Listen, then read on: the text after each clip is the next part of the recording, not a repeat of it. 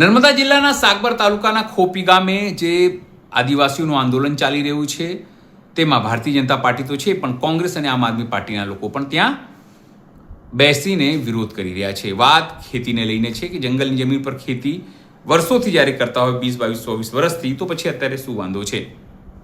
એને લઈને કોંગ્રેસના નેતા સંદીપ માંગરોળા ત્યાં અધિકારીઓ પાસે પહોંચ્યા હતા અને સવાલ અને જવાબ પણ કર્યા હતા.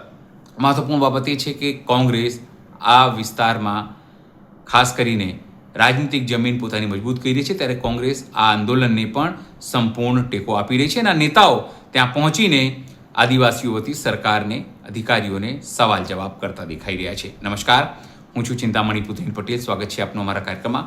આવો જોઈએ કઈ રીતે સંદીપ માંગરોળાએ રજૂઆત કરી અને કઈ રીતે સમસ્યાનું સમાધાન થાય તેના માટે ઉપાયો, સલાહો, તમામ વસ્તુ અપાયા. એમાં ડિપાર્ટમેન્ટ શું કરશે? તો કાયદાની અંદર જોગવાઈ છે. लेकिन ऐसा ना तो हमारे सामने कोई आया है कि भाई ये हमारी ये पुलिस આજે આવી ગયા આરો પછી હું કરવા થાય છે કે આ લોકોને તમે હમણાં કેવું છો કોણ માણસ છે તેઓ નામ આપો ને ना तो डिपार्टमेंट ना मानस છે ભાઈ. પોલીસ ની વાત કરે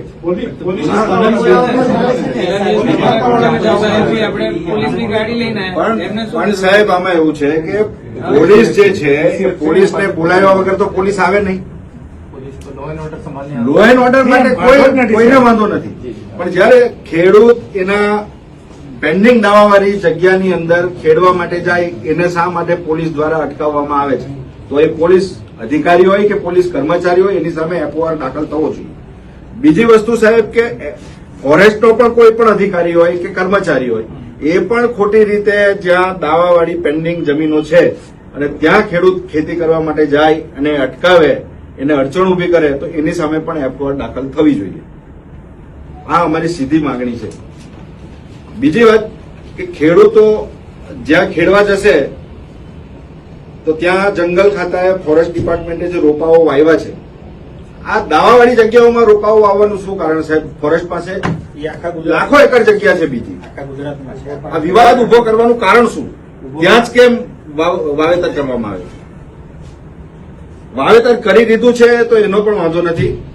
અમે પણ ખેડૂતોને કીધું છે કે આ પ્રોપર્ટી આપણી જ છે, આપણે જેનું જતન કરવાનું છે. એ જે દાવાવાળી જગ્યાઓ છે એમાં છોડ વાવેલા છે તો એનું પણ આપણે જ જતન કરીએ અને સાથે ખેતી પણ તમે તમારી કરો, એવી પણ અમે એમને ખેડૂતોને પણ વિનંતી કરી છે. અને એમાં પણ ફોરેસ્ટ ડિપાર્ટમેન્ટ સહકાર આપે.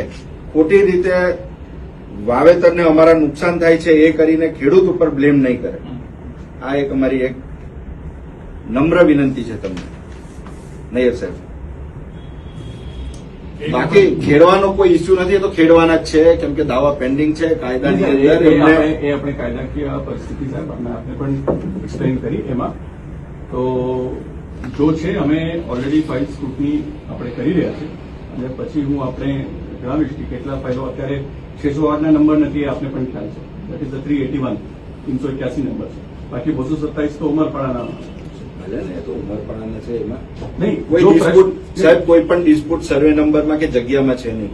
ઉમરપાડાના ખેડૂત હોય કે શાકબારાના ખેડૂત હોય, કોઈ એવો ક્લેમ નથી કરતું કે ઉમરપાડાનો ખેડૂત જે જગ્યા ખેડે છે એ જ મારી જગ્યા છે. એવો તો કોઈ ઇસ્યુ જ નથી.